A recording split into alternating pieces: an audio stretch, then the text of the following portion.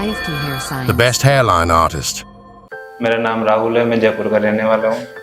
मेरे बालों की समस्या 3-4 सालों से हो रही है, धीरे धीरे झड़ते जा रहे हैं। मैंने बहुत से दवाओं का इनका देखा, लेकिन कुछ असर हुआ नहीं। फिर मैंने आखिरी में जाके फिर सोशल मीडिया पर इनके थ्रू देखा तो IFT का रिजल्ट बढ़िया आ रहे थे इनके।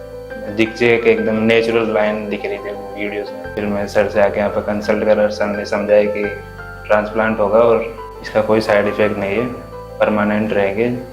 सर ने मुझे इंटरलॉकिंग टेक्निक के बारे में बताया, जैसे जिग-जैग बाल आते हैं और एकदम नेचुरल सा लगता है, जो सर की खुद की टेक्निक है। 3-4 रिजल्ट बताए, लोग बात भी करे उनसे कंसल्ट भी करी, उनका रिजल्ट बेहतरीन रहा वैसे। और आज मैं सर्टिफाइड हो गया सर से और आज मेरा हेयर ट्रांसप्लांट है। चलते हैं ट्रांसप्लांट के लिए।